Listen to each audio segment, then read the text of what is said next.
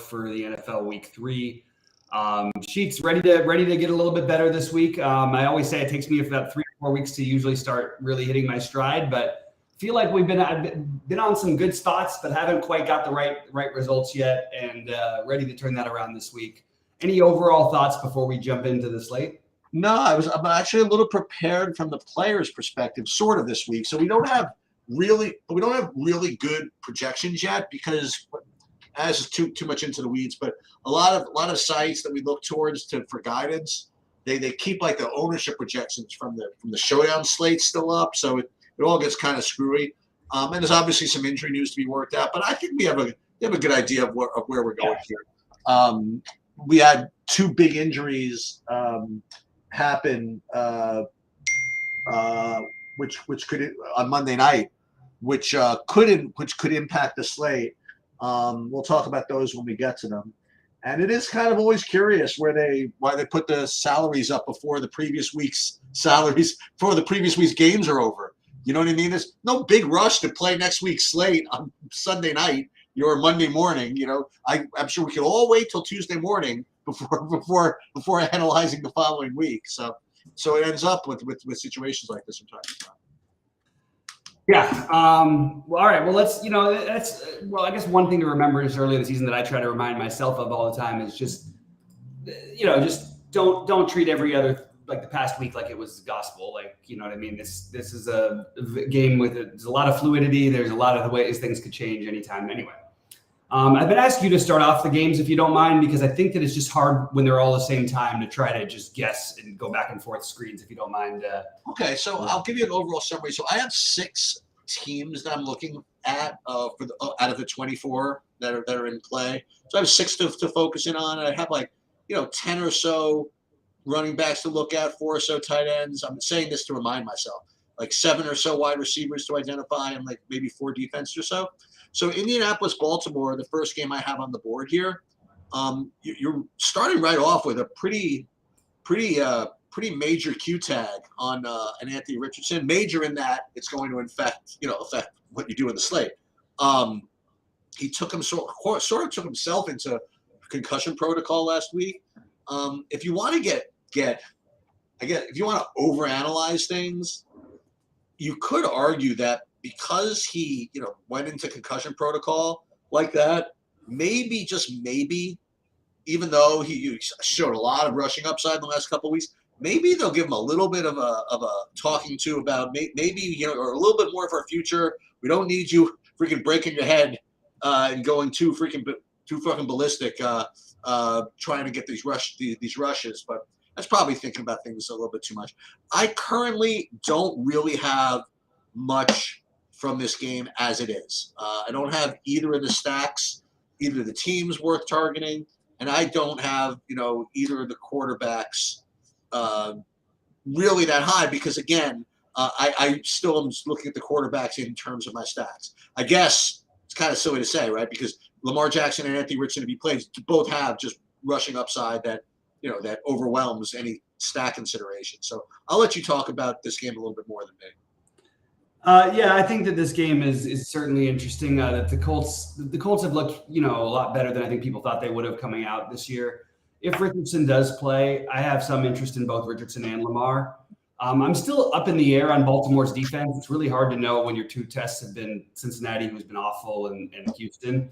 And I was big on Baltimore this year, but I had a lot of question marks about their defense. I still like Baltimore as a Super Bowl contender, big time. And I like the Lamar stacks as always. Flowers, potentially you could incorporate a second receiver. I do. I mean, they did look for Aguilar a little bit last week. He had the touchdown catch. So I like the idea of more. When I play Lamar, I like to usually single stack him, but that may change this year in certain matchups. This is probably not one of the matchups where I'm going to change it too much. But I am going to play some Lamar stacks. I am going to potentially run it back with Pittman or Zach Moss. And that's pretty much all I have here. I don't think that the thing about guys like Moss, we just have to remember this week, there's going to be such heavy ownership on some of these other guys who are just a little bit cheaper that I think we should maybe be overexposed to this 5,500 the 5 to 6K range rather than the 4 to 5K range. You could make an argument for Justice Hill or Gus Edwards. I'm not going to do that, but I actually have this as one of the games that I'm considering stacking. So really, it's going to depend a lot on whether Richardson plays. Although even with Minshew, I think that we've seen Minshew keep it close against teams that were double-digit favorites against him before. This is an 8-point spread. I think that it's very reasonable for him to keep it close. All right, what do you have next? Tennessee. Tennessee, Cleveland, and one of the aforementioned possible chalk plays is coming out of this game after Chubb went out with the injury. Jerome Ford came in and put up just an incredible performance. 16 rushes, 106 yards, and four targets, 3 receptions, and unfortunately for Chubb in the league, he's going to be out for a while, to say the least. Yeah. So Ford, as I kind of alluded to earlier, he was pre-priced at 4,800, and he does have a difficult matchup against Tennessee. Tennessee, first of all, the defense is good anyway, and as we discussed several occasions, they do like to kind of stack the box and stuff the run anyway and challenge them to pass. So there are schematic problems with a really, really chalky Jerome Ford, but 4,800 for a guy that it certainly seems to me like he's going to be the main guy. It's probably something that's going to be very, very difficult to fade. So Jerome Ford, wild. He's got a higher projection on SaberSim than Derrick Henry does. Just raw projection. Crazy, right? Yeah. Well, and that's the other thing I wanted to talk to you about this game. Is I'm not really getting so much of the Cleveland passing game, but on the other side, a couple of plays from Tennessee. First of all, this T.J. Spears taking over some of the work. It's not an illusion. However, even though he was 8 rushes, 49 yards, and that took out a lot of Derrick Henry. Derrick Henry still had 25 rushes. You know what I mean? Like it's not as if Henry's not getting the work. I mean, you tell me he's going to get me 25 rushes, I'm in. That's the bottom line, So I probably would take a shot at Derrick Henry straight up against Ford if they were actually going to give me that prop. But he is 7,400. He's always a decent tournament play. The other guy I would mention from the Tennessee side, once again, projects pretty well is Chigo Kongwo. Four receptions, 4 targets. Didn't have a lot of air yards. Only put up 7 fantasy points. It's a big dude. You know what I mean? Like he's definitely a big dude, and this is what most tight ends are going to be up to. You know what I mean? Like this type of performance, unless you're Kelsey, pretty much, right. Or Mark Andrews. So he looks like a good tight end play, and that's pretty much all I have. Yeah, this is not a game that I'm trying to target, but I do think it's worth noting that because you have a pass funnel defense team like Tennessee, that you're going to get receivers who are going to put up games. Look at the Chargers last week. Look at week 1, even though they didn't score many points, New Orleans still receivers all had big games. So I guess you could throw Amari Cooper into the conversation for tight ends. I still am worried because the groin injury, he didn't look like 100%, but he did look okay. But he's cheap enough to where I think you take shots on him. I don't think I'm going to end up getting to the Watson stacks, but and with Ford, I'm probably going to eat some of the chalk. Depends on what we're going to see from the ownership on the other guys. But like I said, I'm gonna be mentioning throughout this show different pivots that I like in a similar price tier. I already mentioned Moss, but overall, this is not a highly, both tight ends might end up being the better plays in this game, especially Okonkwo. So we'll see. But that's what I've got for now. Definitely not my favorite game on the slate. I think I'm going to start with Atlanta, Detroit. I think that by the end of the groupthink and by the end of the week, this is going to be the non-sneaky stack that people play. The Detroit Atlanta. I mean, it's in a dome for openers, and you're gonna be able, well, presuming he plays, right? and you'll be able to play St. Brown. Reynolds had a nice game, even Khalif Raymond. And then, the guy that got there, sort of got there for me last week, Drake London finally emerged from the clouds, with they have 7 targets. He had a touchdown. I think they just continues to improve in that respect. Mac Hollins actually got some targets. He had some long targets too. So I think he's back in play as well. Atlanta, they're known as kind of as a team that really wants to pound and run the ball, but I don't know. I think this game could produce. I think this game could produce fantasy points, and I don't think that take by the end of the week is going to be particularly off the board. So that's my analysis of this game. Is St. Brown, all the receivers really, Detroit, and Drake London is going to remain a good play for a while, and that's where I'm going to start. Yeah, I agree that the game will get some traction. Atlanta, the truth is they do just want to run the ball. They don't throw the ball. They're going to play in the slowest paced games.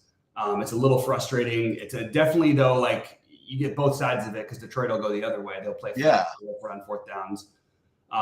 But the Mac Hollins thing, I guess we can consider it. I just feel like trying to play a secondary receiver on a team like Atlanta, just John Robinson, who already is lining up at wide receiver, and Kyle Pitts, who's basically a wide receiver anyway, and Drake London for a team that doesn't throw the ball. It's just really hard for me to get to those kind of plays. I actually will take a shot though on Pitts here. I think both tight ends. I have this as a game that I am going to try to target some, but it's probably going to be more on the passing side for Detroit. And I'll play a couple different game scripts of it with the Detroit. I guess either way, you're still playing the Detroit guys. I like the idea of Goff to either both Reynolds and St. Brown or St. Brown and Laporta. And then on the other side, Bijan Robinson, maybe Drake London and Kyle Pitts. They're all in play, but my priorities in this game are definitely going to be the passing game. Actually, I say the passing game for Detroit, but also then I forgot to mention Gibbs. I do like Gibbs quite a bit this week with no Montgomery there. So, yeah. One thing I would caution. I would say caution, whatever. One thing that I would just point out about Laporta. If I'm not mistaken, he had those 6 targets or whatever. I think most of them were in 1 or 2 drives at the end of the game when. No, they were looking for him before that. It was actually early in the game, I think, that he got those because he had 10 at halftime. If you say so, because when St. Brown went out, he was out for 2 drives. They kept on looking for Laporta during those drives. So maybe you're right, but that's just not the way I remember. Whatever. He's a rookie who's highly touted. They like him a lot. Goff throws the ball to the tight end more than anybody. I don't think there's any. I'm not chasing. I don't do the thing where the 2-week game chasing. I'm actually Laporta's a guy who I was talking about before the season started. Well, in summary, like from this game, you look at my screen here. He played like Goff with. All 3 of those, honestly, like mix and match whatever you want. Yep. Probably St. Brown should be used, but either Reynolds or Laporta. I don't think you need to play Khalif Raymond, honestly. You can, but and you run it back with Drake London, or like you said, or double tight end with Kyle Pitts, like you mentioned. Again, it's going to be the very, very unsneaky play of the week. I think that's what's going to show up. We'll see. Mm-hmm. Yeah, and it's too bad. I really do like Drake London as a receiver. I'm just wondering like how many pass attempts do I really need to have the option of getting for a guy who. But again, they're on the road. They could be coming back. It's not like he's been good. Like I know he had a touchdown last week, but I don't think that Drake. I think Drake London's going to fail far more often than when he doesn't. But he will have a couple big games where he gets there. But he's really talented. That's just not the offense they run. Bijan Robinson is really their number 1 option. So I would play Bijan Robinson almost no matter what if I was playing the Detroit stack, I think. I have a question. What exactly does Jaden Reed have to do to get his price increased? He had a nice week last week. Yeah. So this is Green Bay, New Orleans. I just say that as intro because quite honestly, don't really even I don't think. Oh, no, I do. I actually do have Reed. No, I don't have Reed. Yeah, I do. I do have Reed listed as one of the one of the better values on the board this week. So I like him, and I have AJ Dillon listed as one of the better running backs this week. And as I alluded to earlier, you have Jamal Williams, and the most recent news is basically indicating he's not going to play next week. I mean, they're not ruling him out yet, but they're saying they expect him to miss time because of the hamstring. So we'll see. But you get, just kind of looking through the list here, Tony Jones just naturally seems like the man. Kamara's out, even Benjamin's out, and whoever, Kendre Miller has had, he's a full go of practice this week. That's interesting. I don't even know who this is, but we'll see. We'll see what this guy's all about. But right, the projections are going to lead you to Tony Jones like pretty heavily here. So, so I guess one of the questions we're going to be asking this week is who's better, Tony Jones? Who's better play, Tony Jones or Ford, or both, or neither? That's the question. That's pretty much all I have right now from this game. Yeah, Tony Jones. Just for what it's worth, Jaden Reed is now the third string receiver. Christian Watson didn't play the last 2 weeks and is supposed to. Oh, okay. I didn't even realize that. So I do still have Reed. I do still have interest in him as they designed some plays for him. And the Saints are pretty tough on the 1 and 2 receivers, so he will get some looks, but probably a little bit lower on him than I would have been, obviously, had he not been. Really tough to try to play to go against the Saints, but I agree that it's going to be Tony Jones, and maybe you could argue that their passing game gets a little bit of a boost, and Michael Thomas's price, I think I would be willing to take that shot, or Rashid Shaheed. So both those guys I think are totally in play. Olave certainly will be popular as always, and I probably will be fading him at 7K. I'm looking more for value from this game than I am for spending all the way up. So I just don't like the game environment quite enough. And we still don't know. The Packers still might be really good. They really should have won that game against Atlanta last week. It was kind of ridiculous that they didn't. And I've got to mention Musgrave. So yeah, this is really just a game for value for me.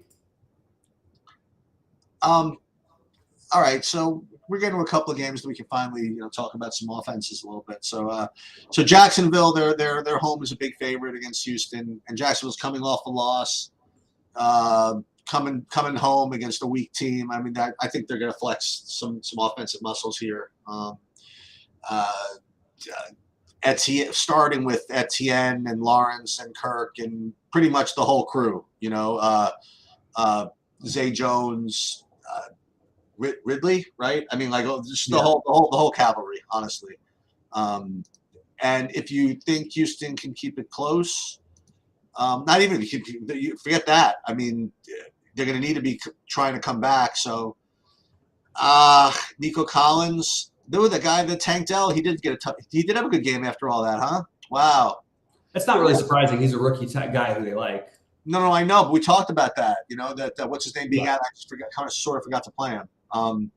Nobody was out though. What's that? Nobody was out last week. None of their receivers. Yeah. The Nico Collins and Robert Woods both played. Noah Brown was out.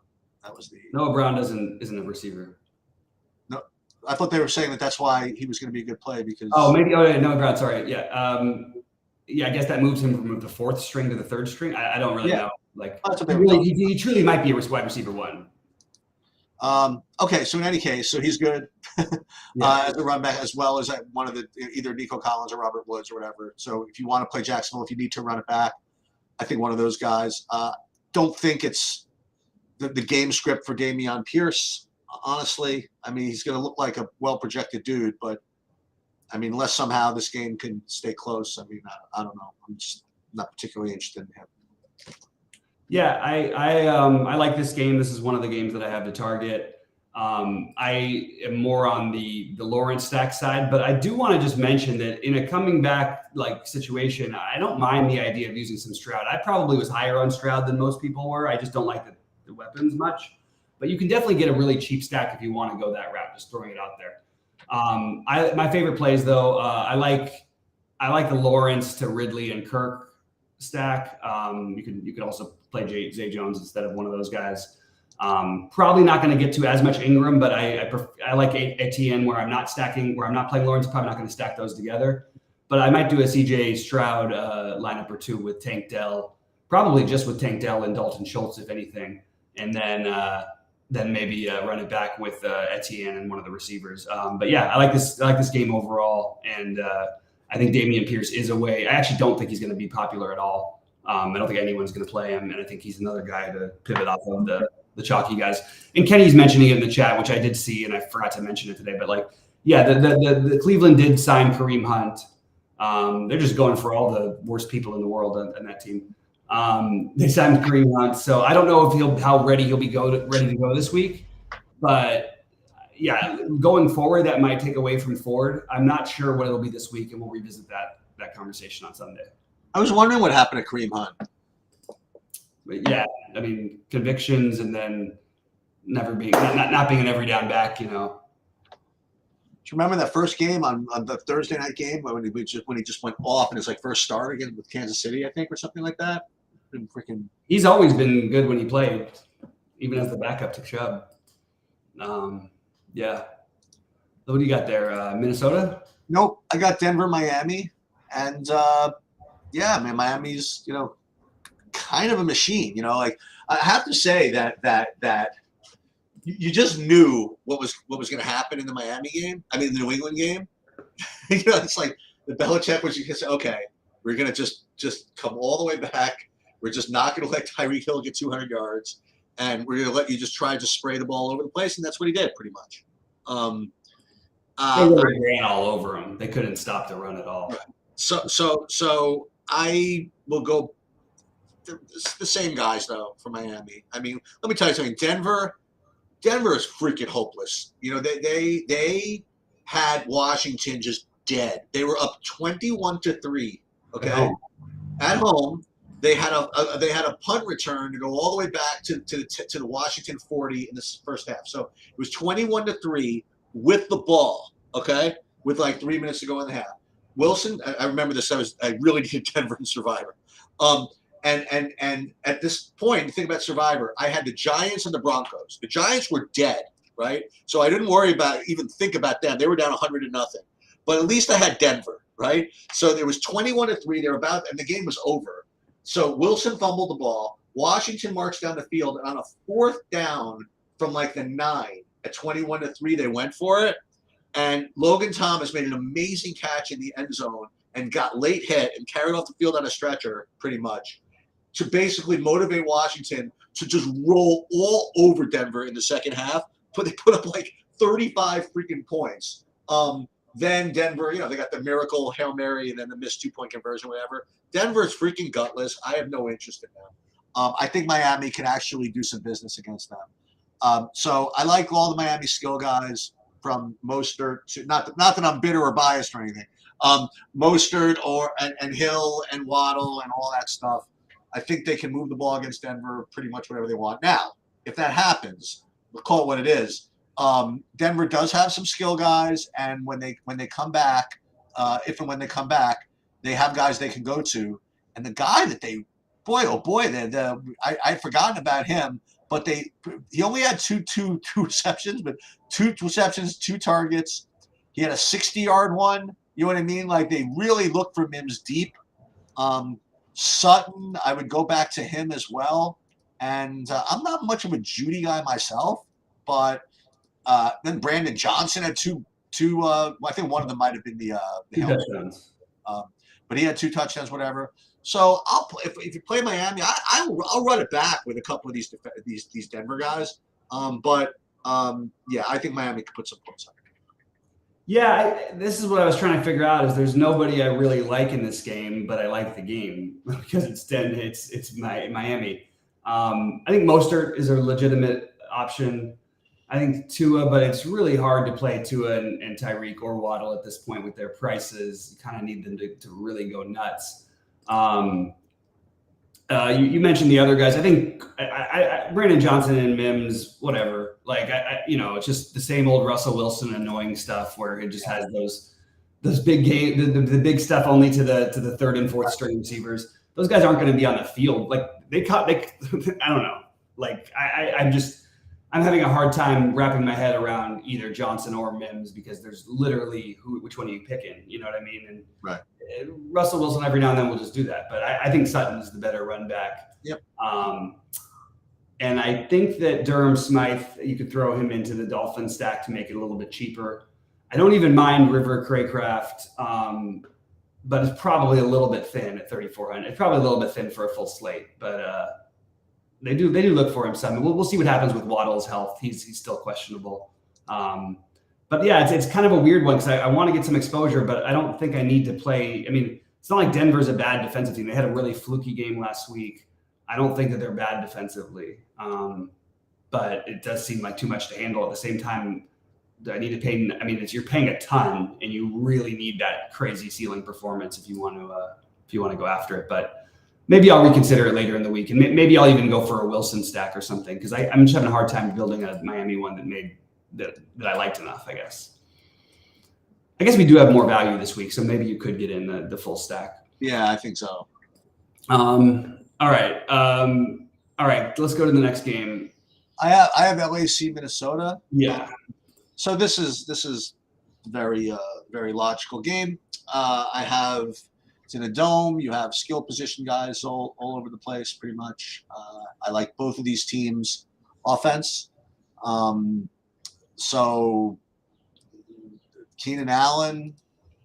I imagine that. Well, I shouldn't even imagine. Eckler, we don't know. Literally don't know. If in fact he's out, I would go back to Kelly, I think, even though didn't do that much. Minnesota, Justin Jefferson, again, you just mentioned that we were talking about Tyreek Hill. I think with the running back value and the value elsewhere, I think you can afford to play the high price receivers. So I do like Jefferson, even in games where it just doesn't look like he's dominating. He ends up just freaking getting millions of yards and millions of catches. You know what I mean? Like it's kind of nuts. So I do like him. And the other guy who's okay, the Addison and Osborne. I had both of those I think in Showdown last weekend. But probably a lot of points. Probably want to get some exposure to this game, if not all of it. Yeah, this will definitely be the game of the week in terms of fantasy ownership and probably production as well. I like both sides of it. We'll see what happens with the Kelly thing. I would go right back to Josh Kelly as well. And no problem with that. And I'm just going to double check a couple things because I wanted to just get the report real quick from the previous game. But for some reason, I was having trouble getting it. Yeah, I think I would go back. I think I'd feel comfortable going back to Kelly. He would be another one of the cheap running backs we can use. But at the same time, like Madison on the other side of this game and just as good a matchup, I don't know why we wouldn't do that, even though he's off to a rough start. But he's really not that. These guys are not that much more expensive than the other plays, the Tony Jones and the Fords and all that. So I like the idea of Madison. I like whichever one plays between Eckler and Kelly because I think this is a great spot. I love the Herbert stack to Williams and Allen, include a little bit of Gerald Everett maybe.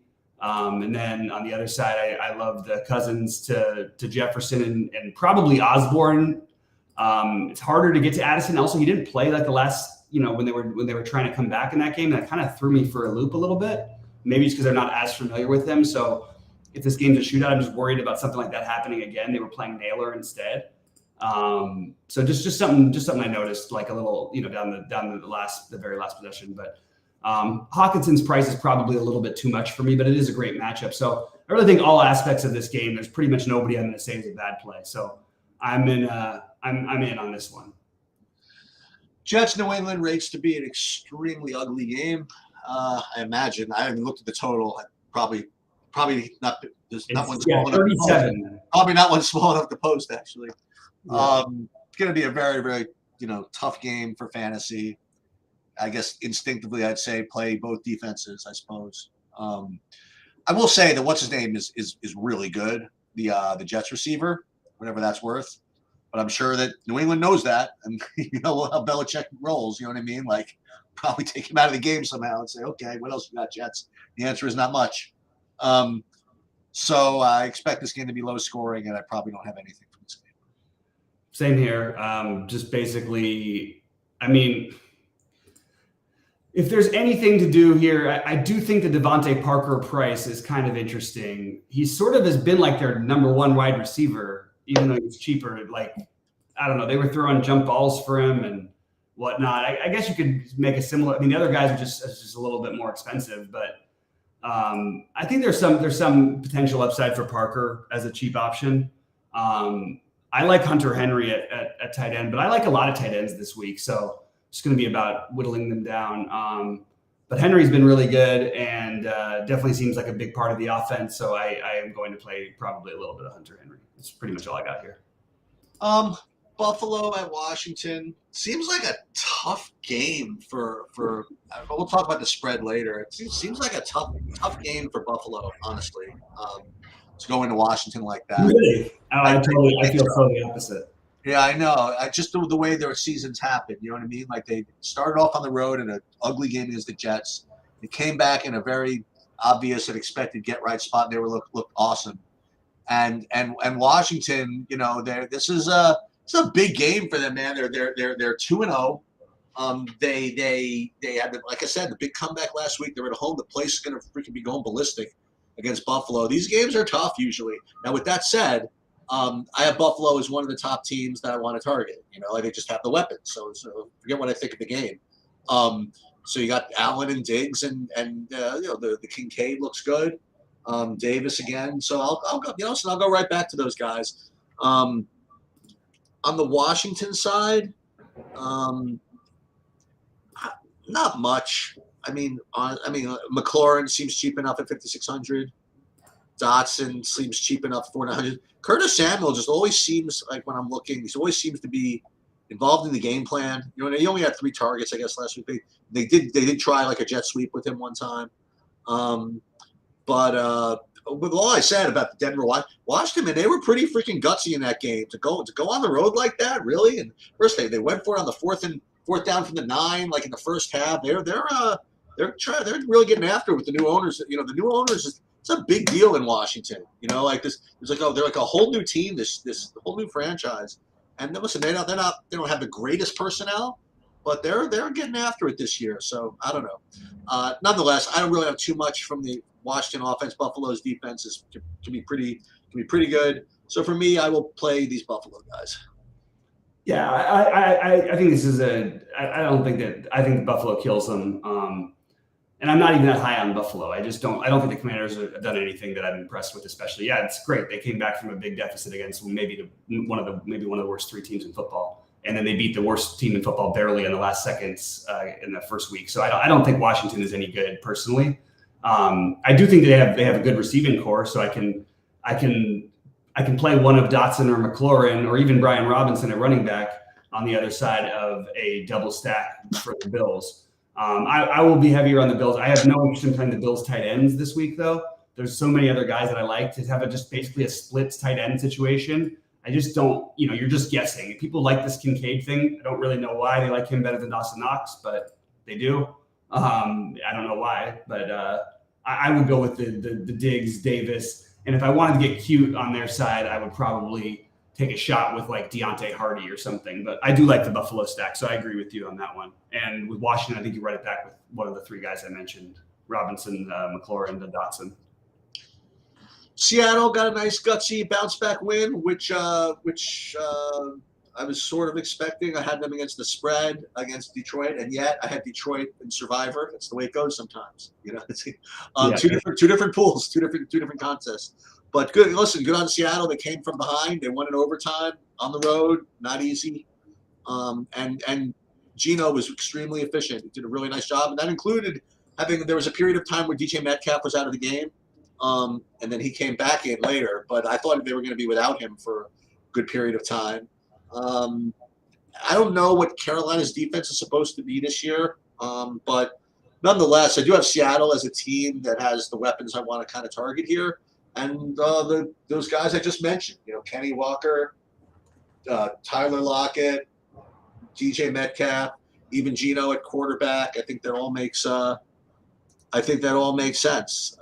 I do have once again a guy listed that as a decent play who I'm not going to play. That would be Miles Sanders, but I'm probably not going to do that. I didn't know what he ended up doing, but I saw that Thielen had a nice game. I know you liked him in this last one. He had 9 targets and 20 fantasy points and a touchdown. That's sort of okay. That's that I can go there. DJ Shark, with all my talk about whether he plays or not is a big deal. He had 1 target. I don't know what that was all about. And I even got 8 targets out of the aforementioned Jonathan Mingo. You like them apples? Good for a grand total of 3 receptions. He was so bad. I honestly was surprised he wasn't cut. He had 3 wide open first down drops, like wide open. One time he actually caught it, and then I think they reversed it or something like that. It was because he dropped an easy one, like you said. Yeah. So you think about this: he had 1 reception for 22 yards, and then the other 2 combined for 4. You know what I mean? Like, so yeah. I like the Seattle side. Thielen is sort of the obvious run back, I guess, and that's pretty much it. Yeah, I don't think there's anything obvious about this game. I think this is a total dud. I'm Really? not Carolina's offense on big slates. I will consider some Thielen because of he's so cheap, or Hayden Hurst, but I'm certainly not going to be trying to play the Panthers. Well, I'm just playing as a run back in Seattle stats. Yeah, I don't really have an interest in Seattle stats. I think the Panthers have one of the best defenses in football. Or so far have looked like it. So I'm basically totally off this game. If you want to play Metcalf or Lockett, that's totally fine. There's no reason especially to do it this week. We haven't seen the Carolina. I just don't think their defense is bad. Maybe not one of the best defenses, but they so far looked like one of the best defenses maybe in the moments. But yeah, I'm not really interested in this game particularly, even though I usually like to be involved in Seattle games. Arizona against Dallas. Arizona is really, really bad. Okay. So, they caught the Giants. Like, it seems as though the Giants just are just intent on just being the worst team in the history of the United States in the first half of every game. Okay. They turn it over, the pick sixes, and this, and everything. The problem is that you can go 20-0 down on Arizona and not be out of the game. You can't go 20-0 down on Dallas. That's the only difference. That's why you lose 40-0 from Dallas, and you can come back against Arizona. Here's a couple of interesting. Here's a stat. Boy, I'm gonna butcher it, but there was something about what Daniel Jones did against the Arizona defense. He was like the first quarterback I think ever to get like 250 yards passing, like 2 touchdowns, 1 rushing touchdowns, no turnovers in the second half of like a game, pretty much. So Arizona is going to be in for a world of trouble this game. So what do you do about that? So I imagine Tony Pollard at 8K seems to be, can almost be contrary, because these other running backs are going to be so cheap that maybe people just go the running back cheapos so they can play all the receivers. Maybe you could just play Pollard and just kind of be contrarian that way. I'm not sure. I don't want to play the Dallas receivers. I know you're not supposed to worry about blowout risk and things like that, but I just think Dallas just kind of does what they want here, and I don't think they need to put all kinds of pedal to the metal with the receiver core. If you want to know the truth, one thing I will say about the Arizona side, I'll just throw it out there. It's only Wednesday, so it's probably Tuesday's projections. I'm getting a really high point per dollar play on Rondale Moore, for what that's worth. And the same story for the last million years. Oh, really? I didn't I've know. never had a game. I mean, it's every week. Yeah, well, I will say this: that it's a pretty good game script for him. I will say that. So I'll just throw that out there. I'm probably gonna, and I'm sure the Dallas defense is gonna be 4K plus. Certainly do that if you wanted. It seems to be the right thing to do to pay down for defenses, but I mean, what's anybody going to do right now against Dallas's defense? You want to know the truth, much less Arizona. So Dallas is probably going to roll. They're going to probably do what they want, and probably Pollard and Rondale Moore is going to be the only thing I'm playing this game. I love Pollard. He's the top running back play this week, in my opinion, for spending up anyway. And maybe Marquise Brown, and that's pretty much all I have in this game. I mean, if you want to play CD, that's fine too. He could have a big game against Arizona. They're terrible, but not a lot of interest in this one for me. Okay. And the last game of the day, we have Chicago against Kansas City. Yeah, I mean, Kansas City, I think they're playable every day, every week. Who actually is supposed to play, I don't know, but I think Mahomes is probably a good guy to start with. Kelsey, he had 9 targets. It was weird. The whole game was really weird. Neither team really got rolling.